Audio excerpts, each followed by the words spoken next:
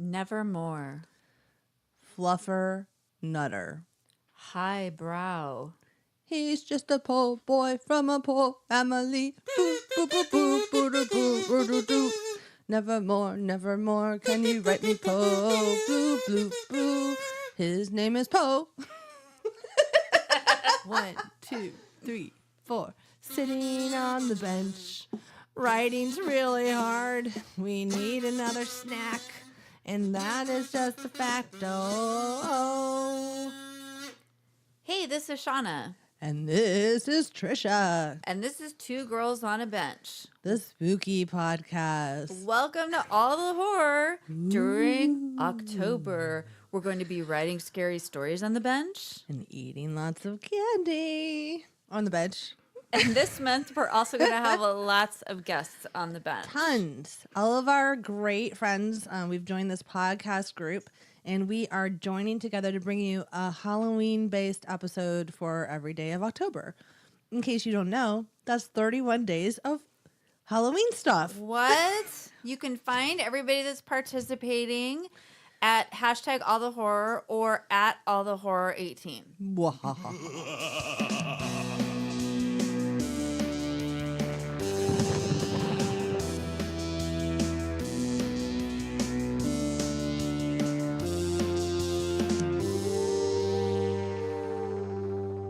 We have a guest on the bench. Say hi to the people, Drew. Hi, people. So Drew is our guest this month for the All the Horror activities going Extravaganza. on. And Drew, do you want to tell everyone a little bit about your podcast and your deal? What's your deal? Yeah. What is my deal? I co-host a podcast called The Real Feels Podcast, and we are a movie review show where every other Wednesday we try to bring you a movie of a different genre or subgenre. And it's just myself, my good friends Nathan and Jack, and we just try to get down to the real feels of all the movies. And they do a fabulous job too. So if you haven't tuned in, it's at Real Feels on Twitter, and the real is REEL. get it? So you It's a play on words. We love plays on words. I know, we do like that. And so this is an Edgar Allan Poe quote. I was never insane except upon occasions when my heart was touched. Which is a really good lead into this movie, actually. Yeah. So anyway, I don't know how to start talking about the movie. But we have a movie expert on the line Drew, here. you start us out because we don't know what we're doing. Oh gosh. Oh man. All right. So no pressure. Such pressure. All right. So you have The Raven in 2012, directed by James McTeague. If you know his work, he's very famous for like Ninja Assassin, but more importantly, something that's a bit more prevalent is V for Vendetta in 2006. Oh. That makes sense. Yeah. Both of us didn't realize that. No, yeah, that's actually Thank you for looking up the director. Right. And you have much of a cast that is it's interesting enough because John Cusack was the only American actor in a cast full of English actors. Trying to do American accents. I know, it's super weird. In Boston in the 1840s. A Boston accent, right. I mean, you have John Cusack, you have Alice Eve, Luke Evans playing Detective Fields, but then you have some actors that obviously, like, you can look at them and they do period pieces so well. Yeah. Like Brendan Gleeson.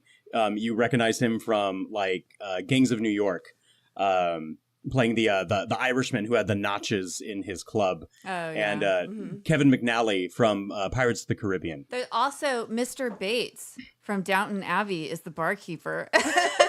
Well, and Right, the detectives right. from The Alienist. I was laughing because I saw him and he was doing an American accent and I was like, oh, it's so weird. I mean, he's such a small character, but I like love Downton Abbey and I was like, it's Mr. Bates. Oh my God. And it was just bizarre. But anyway, yeah. And the guy from The Alienist. Yeah. I should know his name. But I think it's a fun movie. It's not exactly like having the highest, Metascore or it has like a 6.4 on IMDb. Yeah. And technically it was a wash in trying to make its money back. It was $26 million of a budget, and it only made like the worldwide gross was only 22 million. So it actually it lost money. But it's just to me, it's like a fun little movie, especially obviously to watch John Cusack do anything, but it's a neat portrayal of Poe, where it's the idea of his madness is definitely apparent in everything that he is doing, and it's definitely also playing on his drunkenness and his addiction to alcohol. He's and called like an opium too. They allude to at one point. Is it opium? Right. Yeah, so the opium, right? They called him an opium addict. The father of Emily, his love interest at the time, called him a drunk, an opium addict, and an atheist. Oh yeah. And so that's right. And they didn't really like tie into his opium addiction at this time, but it is well known that he did have various addictions aside from being a drunkard. And it's interesting where you have him later on in his life, obviously right before he is going to die at the age of 40. And which is crazy. I can't believe he died at 40 and on a bench. I'm just saying. God. The movie starts out on a bench. The movie starts and ends with a bench. The movie portrays him dying. At the beginning of the film, he's kind of like he's exhaling his final breath on that bench, or at least. Oh my God, that's so technically funny. Like that's like the last bit of his life that is leaving his body, because he died in a hospital, being deranged and ranting and raving. And there's different accounts in history to where he either was found in a park, he was found in a gutter, and he was drunk. He smelled awful, hadn't bathed in a while. He was apparently wearing clothes that were not his own. Right. Insane. And like all the history surrounding the last week of Poe's life is like there are no answers. No one knows any idea exactly what happened to him. Well, there's different his death theories. Records got lost, I read too. Well, and it was like a time period where, like, if he was just kind of roaming around, like, it's not like there would be any record of, like, what was wrong with him or where he was or what he really died. And it doesn't seem like, did they do autopsies back then? They did do autopsies back then, but I don't know if an autopsy was done to where they could figure out exactly what had happened to him. Like, some conspiracy theories surrounding his death say that he was taken and kept drunk or intoxicated to where he could not discern what he was actually doing, and he was committing, I guess, like at the time, like what would be like voter fraud. So they would dress him up as a different individual, take him like around the state or like counties to vote fraudulently. That's crazy. And then like when they're done, they're like, all right, election's over, throw him back. That is so bizarre. Yeah. What an odd what an odd thing to do. He seems to, I mean, I know drugs and alcohol were involved, but Poe as a mind seems too intelligent to fall for being But if he was so like messed up, like to the point where he would do anything for a fix, maybe that kind of messed up, I guess. Right. Yeah. So the idea that everything that could be blamed for his behavior be like, oh, well, he's a drunkard. Obviously, this is the case in point as to why he was found this way. Like everyone knew that he was, a little bit mad and definitely depressed and an alcoholic. There was one thing that I read, and it was like he either died of like alcoholism, drugs, rabies, cholera, tuberculosis. It was just like listed everything. I know. Is that just like everything that was going around back then? It was just funny. I was like, okay, so that's really conclusive. So anyway, right. Nothing's like actually sufficient. They're just going to list off the whole side effects may include this exactly at the very end. Kept scrolling and scrolling. And you're like, wait, what? My ass will be on fire, and I'll get night sweats. Right. Sorry, that was gross. Although they're like, even in the movie, they show exactly like the counterpoints of Poe's life, where everything is kind of not exactly like heightened, but it's a slight truth to everything that is having there. Where he like when he enters the bar and the barkeeper's just like, oh well, shit, and he walks in, he's like, oh hi. Can I have a drink? You want to give me a drink? He's like, you owe me money. Yeah, the thing is, I'm poor. And yeah. And so he was constantly like in debt, and he was always losing money, which is why he was kicked out of college. He was eventually kicked out of West Point, and he lost all of his money. Even his adoptive family, when he became an Allen, and so that's why he has the name Allen, because it was a foster parent who adopted him. Yeah. When the father died, he left him nothing. And so Aww. Poe was literally penniless. Right. He's just a Poe boy from a Poe family. Well, it was interesting. Yeah, I was. Sorry. Everybody is welcome for that in their head the rest of the day. Oh my God. Sorry. Well, it's interesting because I was reading like the thing that finally he parted the ways with his dad was because he was like, I'm just going to be a writer. And he had like gambling debt. He was always like a problem. Like he had gambling debts, and his dad was just like, no, Done with I'm that. not, we're not doing this anymore. And he just like cut him out. And so, Yep. But I also read that he was one of the first people to sort of gain a living as being a writer. Like he solely made his money off of writing, which Right. is why he had like Paycheck no money. to paycheck kind but of thing. I yeah. think that was kind of interesting too, because that wasn't really done back then, I guess. Right. So Right. So like in 1845, when The Raven was actually published, he received $9 for The Raven to be Wow. he published. says that which- in the movie, Yeah. I think, too. Yeah. Yeah. So he got $9. So in 2018, $9 would have been around $300. And so, I mean, $300 in 1845, sure, like you're kind of well off. But it's to the case that obviously he's just blowing through it in some form of debauchery and drinking. And it's kind of that idea where like, oh, I'm well known, I should be praised and everything like that. And that's the whole thing that it's in the Yeah. bar. He's all like, a drink to anyone who can finish this line. Yeah. Yeah. And like nobody could except for some and French guy. no one could. But I mean, he's so famous for the fact that like he is the father of the modern detective novel. Yeah. Like I wrote that down. Shauna too. literally said that to me this morning. Yeah. Word for word. Yeah. It's so funny because that's like such a part of our culture. I mean, Yeah. it's like you can't even imagine a time when that wasn't a thing, but obviously he did it. Right. But I think it's kind of those things where people will be having the hype of something that's so exciting and then just kind of like let it fall by the wayside. And then even if it's brought up again, they're like, oh yeah, I do like that. What's new? I understand this was cool at one point, but what's the new thing? Right. And he's just it's kind of that the fall from glory that I think he kind of realizes that, oh well, crap. Yeah.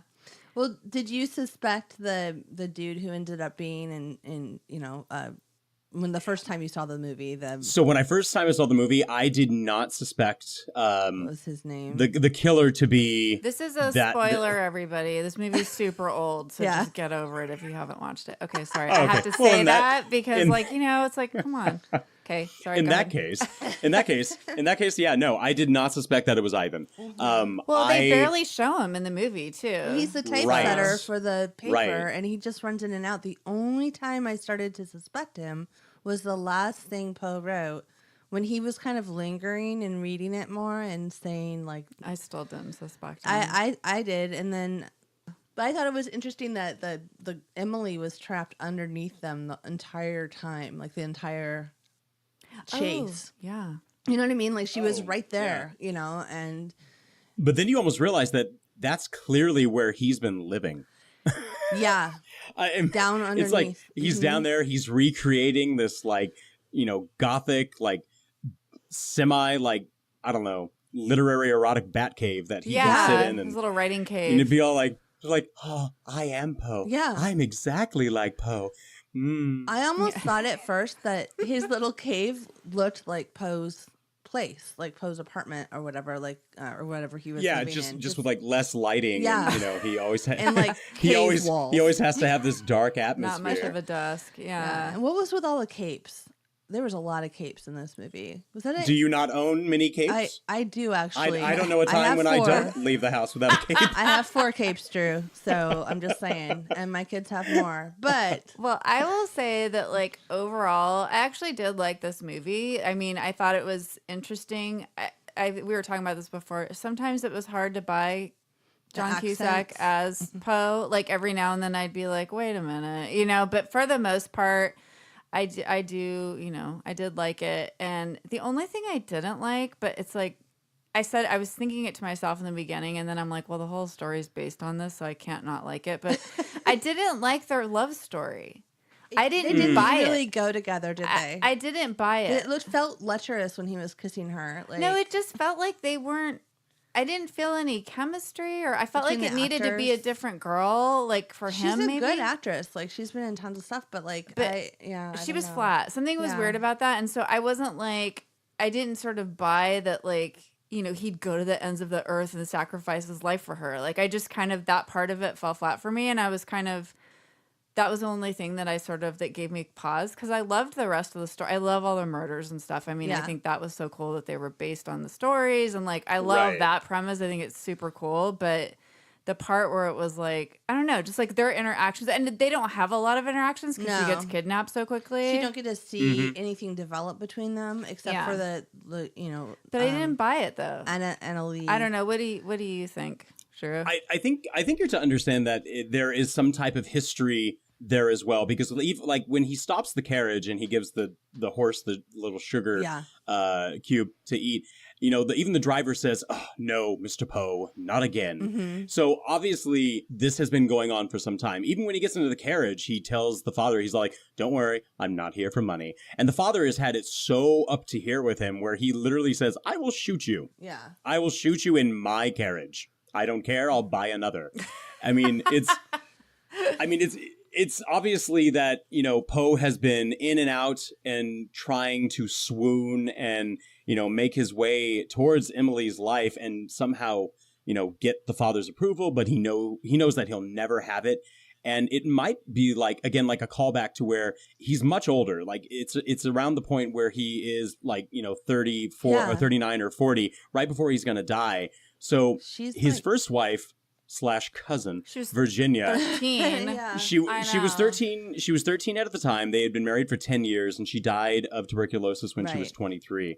So it's interesting enough because I believe Emily's character is 23 at the time. So it might be like that longing to like pick up where it last left off, or He's such something. he's such a wreck. That's actually a beautiful scene in the movie. I wrote it down, where he's talking about Virginia dying. Yeah. That was like, I thought that The was such a crimson sheet. Yeah, that and was a yeah. really well written little monologue. It was very poetic. It stood out Yeah. like to me out of actually because it was like, oh, he is so tragic, you know. I mean, and his love, all his love, you know, love affairs were tragic and like end badly and Annabelle-y. So. I think it would have Right. helped if we could have seen the love story develop between Emily and Poe, because okay, so he teaches some kind of weird poetry class of all the women, the rich women. with like her mom. Her mom is in it. I I don't know. I don't even. Oh wait, I don't. Oh, the lady. You mean the lady who says she's such a lovely girl? The one who does the poem, like the brother yes, bee. Yes. Yeah. Yeah. Is that her I don't mom? think- I couldn't. No, didn't I think know. it's just like it's like some high society It was her lady. mom, Yeah. Yeah. Well, Who's just there. the they didn't explain the class at all. Maybe something was cut because it seemed like maybe that was how he got to meet Emily. Because what other situation would put the two of them together? Oh yeah, she know? possibly came and saw some of his like speaking engagements. All the girls because, were just I mean, swooning. Yeah. right, exactly, and everyone who's there is simply there to listen to him recite something that had already been published multiple times. Yeah. And it's kind of like going and probably watching like Sir Patrick Stewart Right. recite Shakespeare Right. or lines from Star Trek. And Either one. Equally as valuable. yeah. equally as valuable. We agree. So I mean, I'm almost certain that's probably like where it was. Like she probably like looked at him and just be like, "Oh, you're as dark as my heart wants to be. Let's go get a coffee." Let's have a glass of sherry. And I feel like in stories like this, there's always a fucking masquerade ball, like where somebody, like it's like the Phantom of the Opera, even like where Yeah. somebody's gonna sneak in and be mistaken as the killer, and somebody else is gonna win. You know what I mean? Like she gets kidnapped. Well, and because Right. of his story, because Right, of the Mask and- of the Red Yes. Death and all that too, it's like. which is what the So I have some notes on the costumes. Just kidding. I have like all these random notes. is I it wrote down. Phantom of the Opera based on that same story? The Mask of the Red Death? Yeah. Is it? I don't know. I think it was an opera. Do you know, Drew?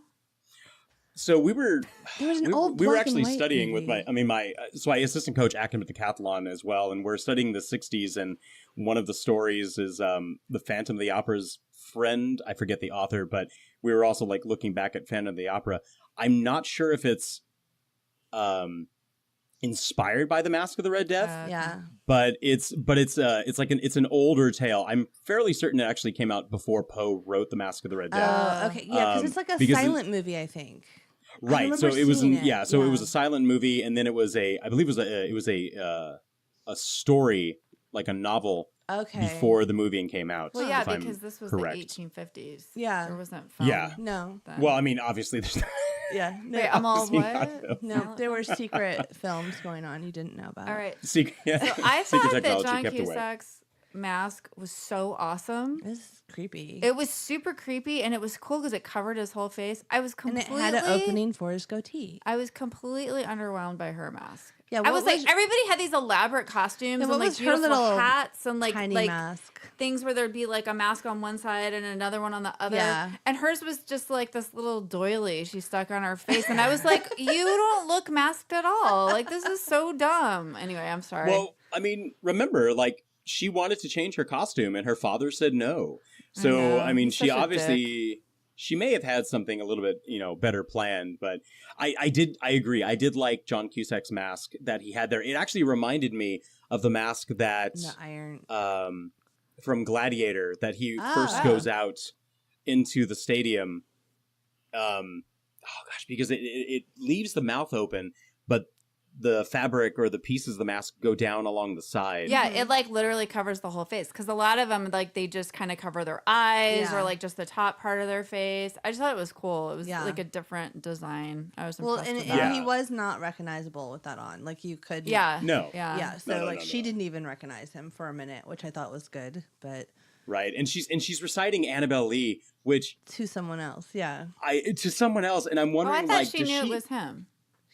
No. Well, she eventually, when she said like, "Oh, I'm sorry, I'm waiting for someone," and then she starts talking again, and he doesn't move, and that's when she looks over and she does the whole like, my Oh. Annabelle Lee, Uh, and she then that moment where she's like, "Oh, it is Edgar," and I don't know if she knows anything about Edgar's past, but she's like, he's writing her Annabelle Lee, Right. and she's reading it and going, "This is the most beautiful poem I have ever read," and I'm like, that was written for his dead wife. yeah. Do you not Yeah. know this? That was weird because it was like, is she only reading part of it? Is she not reading the part where it's like chilling and killing my Annabelle Lee Yeah, and her yeah. sepulcher by the sea? I'm like, where's that part of the poem? She's only reading like the pretty part. And I was like, she dies, right? Like, Edgar is obviously a player, and he's only making it known. he's just all- showing her like part of He's it. all these 2 paragraphs are for you, Emily, Annabelle Lee, interchangeably, Interchangeably.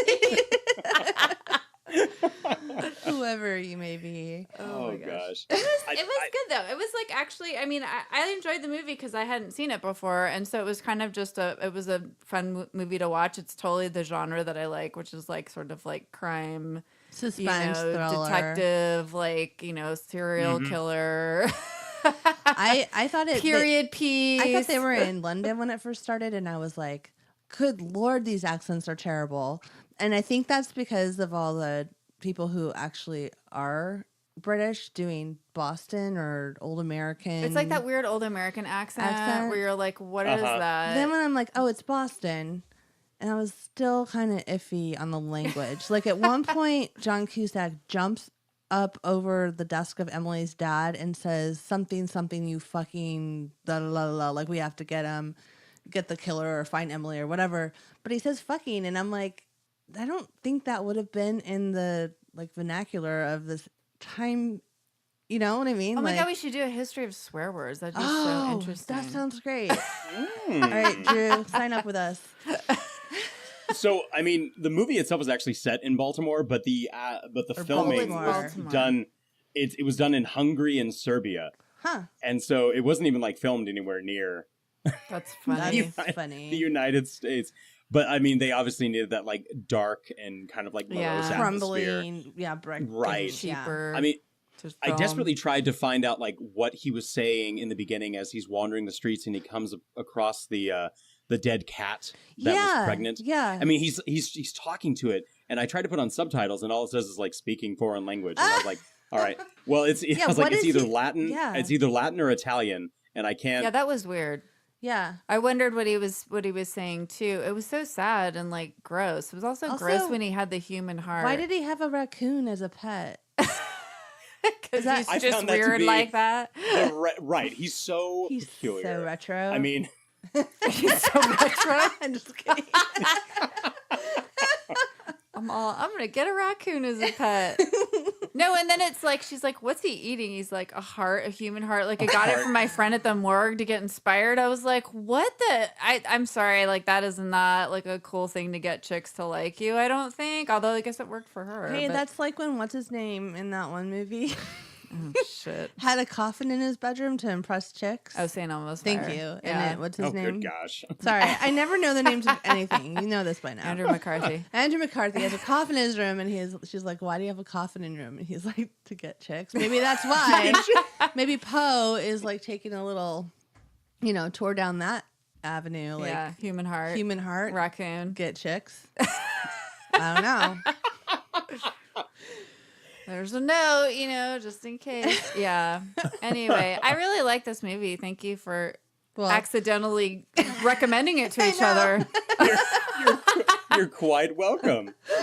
I mean, it's a fantastic little story, and even throughout when they try to intertwine all of his works to, suffice the plot, it's neat to notice that eight of his works are actually integrated. Is it? I was trying to write them down, but I don't think I got them all. Like I got Murders of the Rue Morgue. Right. Murders of the Rue Morgue, The Pit and the Pendulum, The Mask of the Red Death. It wasn't said outright, but Emily being buried is like the premature burial. Yeah. The Mystery of Marie Rocher. Yeah. The Facts in the Case of Valdemar. The Cask of Amontillado when they go below into the sewer system, and then finally when he knows that she's underneath the newspaper, the Telltale Heart. Yep, for sure. Although, yeah, also the Black Cat, isn't that one where it's like buried in the wall too? So do you know that story? Yeah, I'm vaguely remembering it right now, but I know in the Black Cat, like he buries it because he thinks he killed it, but it's alive. I'm gonna hear it. So I mean that could work. No, I was just trying to like. He seems like he's always burying people like in walls and stuff. I don't know. Seems like or like entities. Yeah. Well, I mean, it's always the idea of obviously, his mind working out certain situations that he can live through his work, because that's one of like the constant arguments in the Cask of Amontillado is that it's a story of revenge, and that Poe had a dire revenge to get and seek out against somebody, and he couldn't really do it in real life, obviously. So he wrote the story. Yeah. Oh, that's cool. Yeah, that makes sense. Well, that's good stuff right there. I'd say as long as you have about 2 hours, because it is a kind of long movie. It's and it does. I think it's an hour and a half. Is it? It's No, 2 hours. It's 2 hours. Was it 2 hours? I don't even know It anymore. is because it was long. But anyways, I liked it too, except I thought it fell a little like flat at the like climax where you find out who the killer is. Like it was just a little bit like. It was like they had to end the movie. They're like, okay, Yeah. It's this guy. All right, he's gonna kill him. And Bye. he's gonna find her. Go back to the and bench. The end. Yeah. Yeah, and so It did resolve. Yeah. I mean, I don't know. But then sometimes you're like, resolve it. So then I don't know. so yeah, I don't. It was a weird take, like, after he had drunk the poison and he's talking to Ivan and he's all like, "Have you been to Paris?" And he's like, "What?" I know. France. Yeah, He's like, it "What?" almost like were they setting Paris. up the next movie? Yeah, he's like, now I'm gonna Right. stop Jules Verne, and we're like, run, Jules Verne, run! Don't get sucked into this. Hey, can we just say our favorite Edgar Allan Poe thing? Does anybody have a favorite? No? Yes? Oh, yeah. No. Trish was looking at me and nodding, which nobody can see. And so I was like, not sure what that meant. Go ahead. So I love The Telltale Heart as a Me story. too. Yeah. So that's actually one of my favorites as a story. If I were to say a most underrated story that I truly enjoy, it's called The Oval Portrait. Oh, I don't know that one. I don't either. It's a short story about a man who goes to a chateau and he stays in a room, and the room is it has different art pieces, and he finds a little booklet that explains the history behind some of the art pieces, and he sees one of this woman of like unaccounted beauty, and he reads the history of it, and it's a man who used to live in the chateau, and his wife was his muse and his inspiration for this painting, and so he makes her sit and pose for the painting, and so he keeps painting and painting and painting and never tiring, and he's up there for like maybe 2 weeks, and he doesn't let her leave because it must be perfect. And when he's finally done, he looks over and he notices that she has died. Oh my gosh. I love that. That's great. That's awesome. Oh yeah, because he's so fixated on everything, and it's supposed to be a connection. He's so fixated on her beauty, but not her. Like he didn't exactly. Yeah. No, actually exactly. make sure that she was alive. That's right. And it's supposed to be a connection between that art can represent death, and that like the life is actually taken away but still captured, but it's really taken away from the original inspiration, the thing that was living for it. right. That's cool. I need to read Okay, that man. one. I haven't read that one. I also love The Telltale short. Heart. I I was saw going to say that was my favorite. I saw a production of it. I've actually seen a lot of these as plays, which is interesting. Like I remember when I was in high school, like the college nearby did the Fall of the House of Usher. And so I saw that. I saw like this, I don't know, it was some sort of weird like short stories made into plays for like high school. I don't know. Like I went to see this somewhere like with my class or something in school. And one of them was The Telltale Heart. And I was just transfixed by that particular. I think it was just a really good actor that played the character, Yeah. maybe two. I don't know. But like That's that cool. one really stuck with me. And then I like Annabelle Lee, that poem. And I have to say, like, I kept having to email somebody at work named Annabelle. And every single time I emailed her, I'd be like, Annabelle Lee. And I couldn't get it out of my head. And then I almost like wrote it. I had to like be careful not to be like Annabelle Lee, or like when I talked to her on the phone, I was like, oh my God, I cannot get this out of my head. Oh, wow. So anyway, those are my favorites. Sweet. And you too, Trisha, Telltale Heart. Yeah. Seems like we're all in agreement. No, I have always loved that story. I never saw it performed. I think that would be really fun to was cool. see like a theatrical production. I don't think I've ever seen anything performed. I don't know why I've seen so by his many. stuff. Well, I mean, not so many, but I feel like that's how I sort of knew more about Poe, was through seeing these random plays. I mean, that's everybody awesome. reads The Raven. I think everybody reads Annabelle Lee. It's part of like school, I'm assuming. Well, like, Drew would know. Drew, does everybody read Annabelle Lee and The Raven? Isn't it just like a standard curriculum thing? Like the Scarlet Letter. So I know that The Cask of Amontillado is in, I believe, a textbook, and The Mask of the Red Death is in a sophomore textbook. Okay. And juniors, I believe they can focus a bit more on Poe because it is American lit. I just have to tell you, Drew, that my husband's name is Edgar and my son's name is Edgar Allan. And it's, Yes. but it's not. So the funny thing is, it's not because we named him that. Our son, we are an adoptive family. Our son picked that name. So he picked he changed his name basically when we adopted him. So he picked my husband's name as his first name, Edgar, and he wanted to go by Allan, but he wanted to have like his dad's name, like typically, a lot of people do.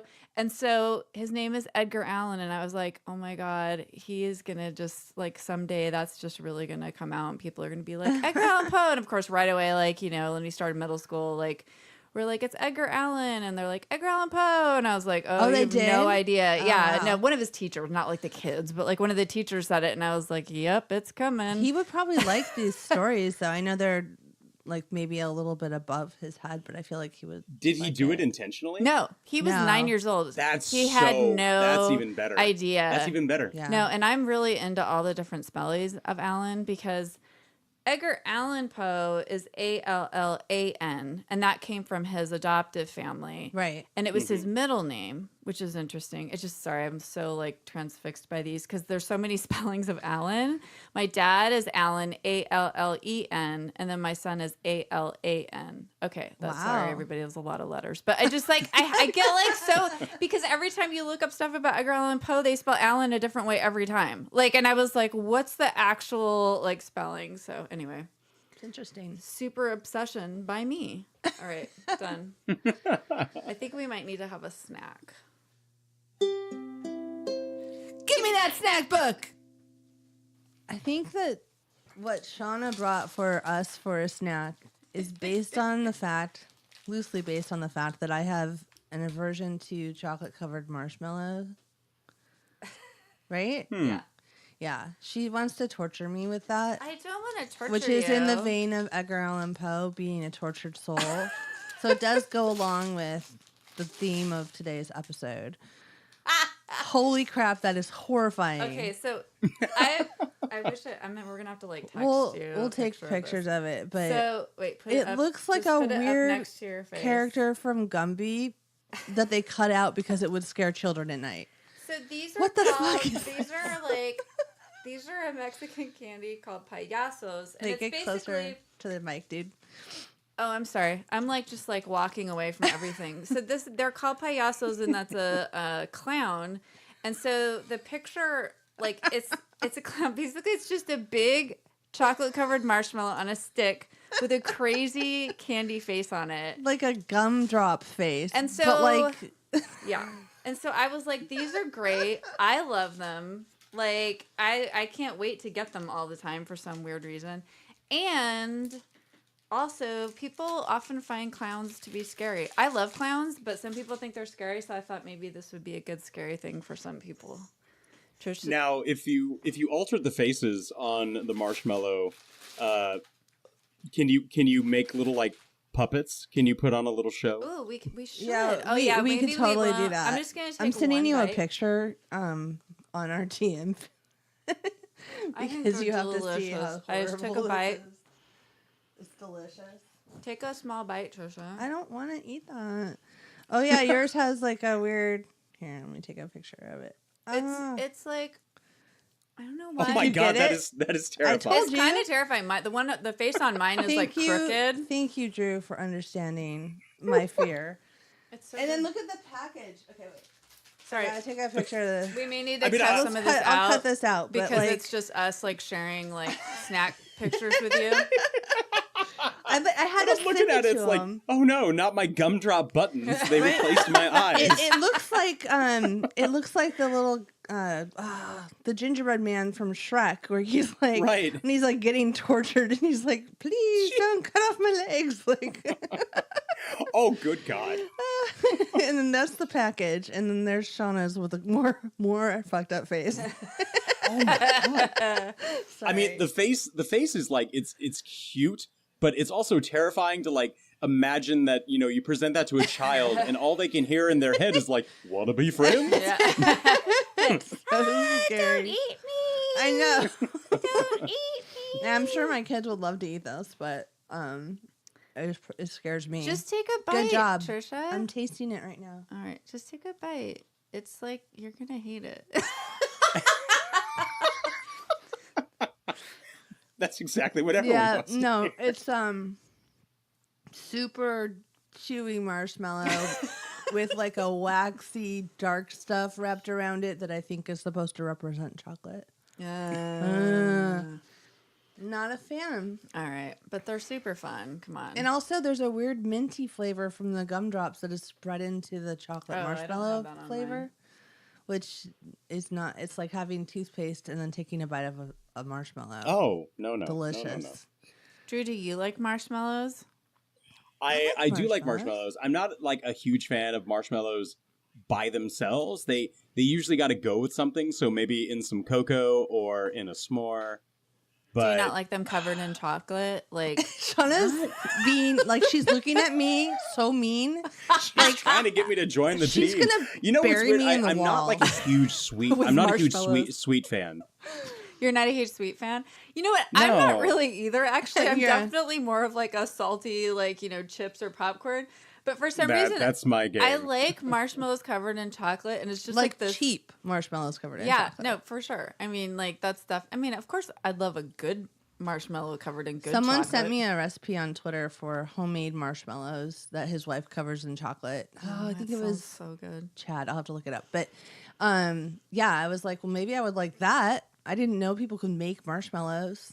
Trisha has very high standards, and it's just like we can't live up to her like homemade like Martha Stewart not. dessert Shut with my up. like crappy like Payaso. really crappy payaso candy that I love secretly.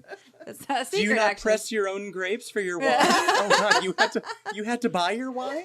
No, this is Trisha. It's like her. She's like, oh, I just made it out of a box, and I'm like, but you made it. Like that's like her like disclaimer. Like, and then her daughter 1 year was like, here it is, Dad. I'm sorry we didn't make you a cake from scratch. We just made it from a box or something. And I was like, she got that from you. Like, who says that?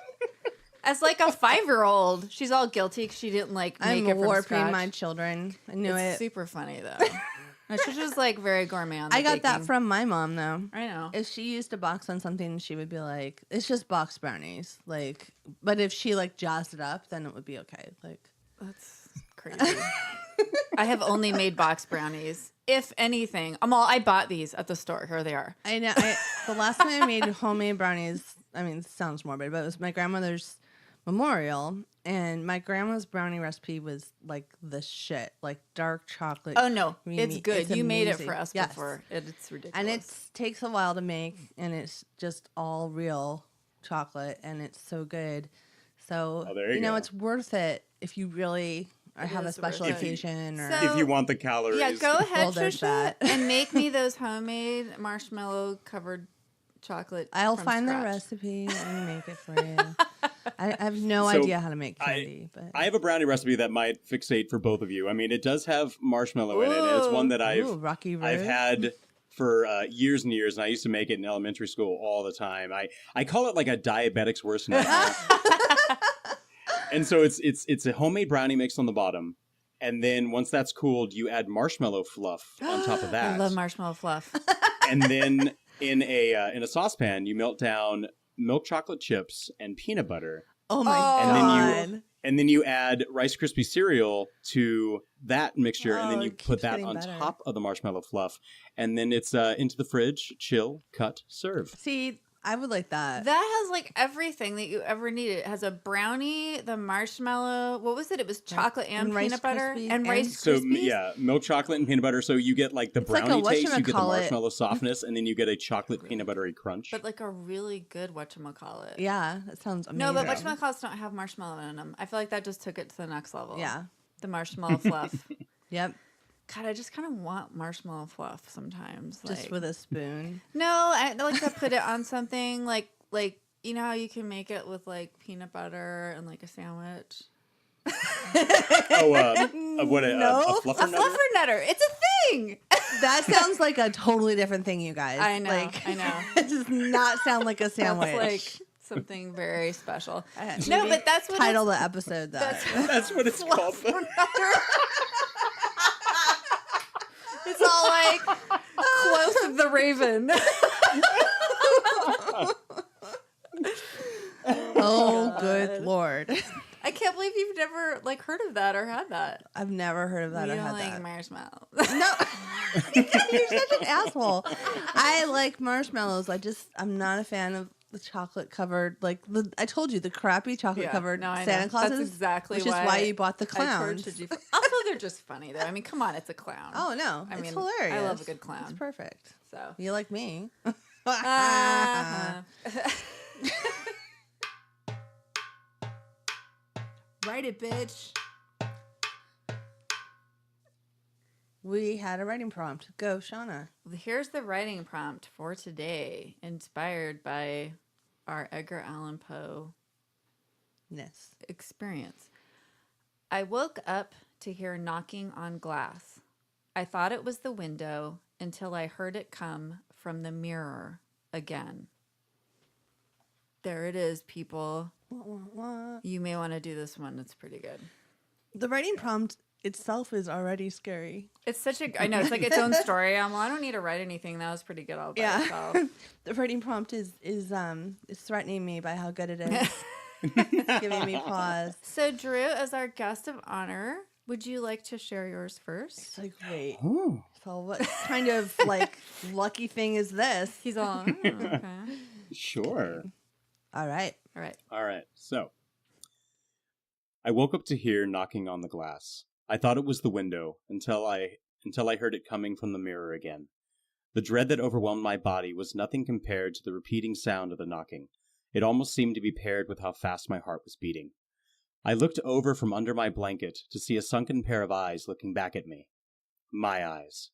But eyes that seemed to have a longing for more than just my attention. I said I wouldn't go back. This wasn't the time for that. I had liked it here. I had liked everything that I have come to complete. The knocking continued, and soon it became a streaking of palms on the glass. Looking back again, I could almost see a fog of breath coming from right below the eyes. It's time, a faint voice called out in a whisper that seemed to bring a chill to the night air. As I stepped out of my bed, my feet seemed to be walking on their own towards the glass. The eyes fixated on me until a hand grabbed my wrist and pulled me close. The whisper became louder, and soon all I saw was an empty room from the other side of the glass, my handprint leaving the only sign I was there. That was awesome. That was good. That was scary. Creepy. Good job, Drew. I know. Yay. That was awesome. Wow. Who's going now? I'll go now. Go, Trisha. She says that like there's another choice besides her. It's one of us. I know, we look around the room, we're like, there's no one else here. Drew already went. Mine is truncated because I first started to write some kind of weird futuristic spaceship thing, which Ooh. maybe I'll continue in the future. But then I like stopped. your use started of the word again. truncated. Good job. We all approve. Drew's English teacherness was really all of us you know. English geeks here. All right. It's elevated my morning. Finally, language worthy of all of us. Quite. We're so highbrow on this show all the time. What with Trisha's, brownies from scratch, and then now this. Alrighty then. Well, I'm sorry, but Flutternutter came out as a thing. So Fluffernutter, not Flutternutter. I don't know what Flutternutter is. That's a different thing. that's like a butterfly-based marshmallow treat. I don't know. Oh my god. Okay, delirium. speaking of not highbrow. Okay. Blech. She walked toward the open window as the rain started pelting the house. It's the rain, she thought. But there it was again, and the window was shut. She moved in toward the mirror and walked slowly towards it. What was that? The sound repeated, and then the mirror cracked.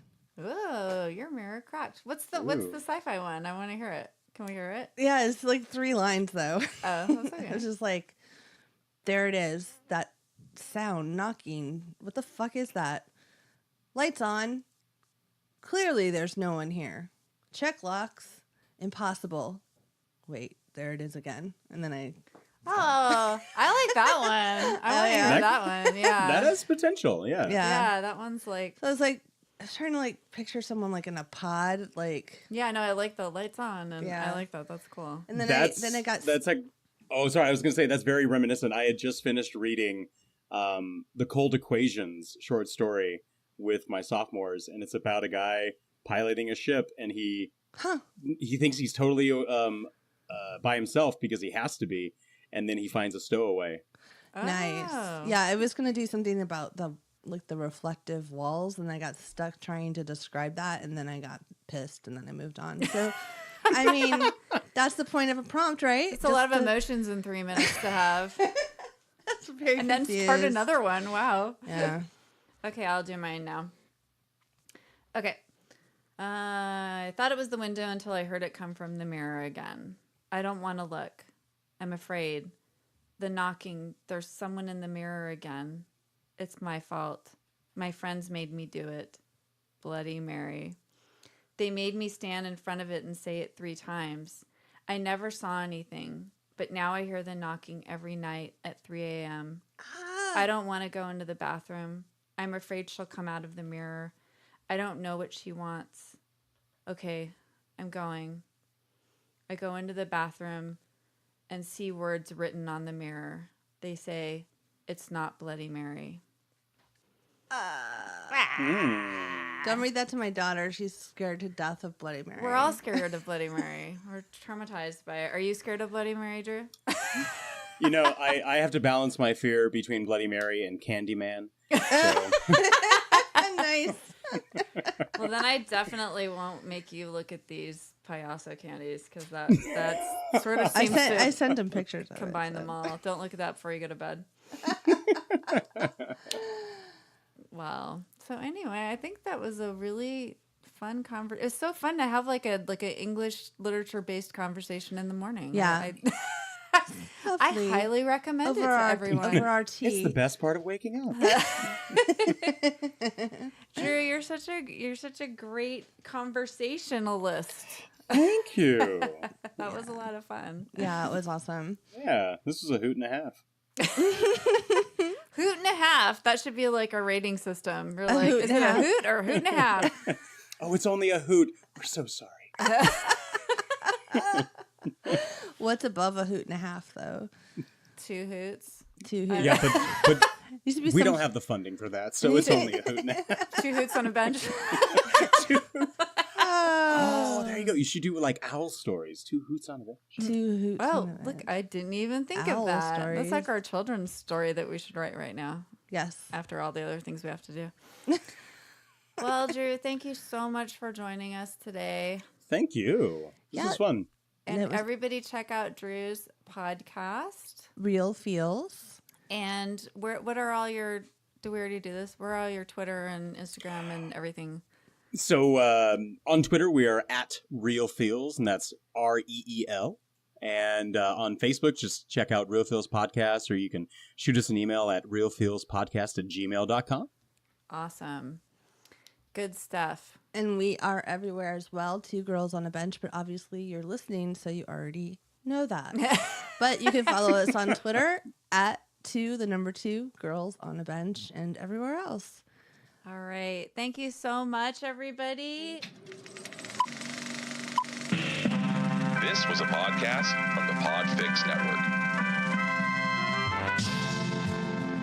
You can check out more shows like it at podfixnetwork.com.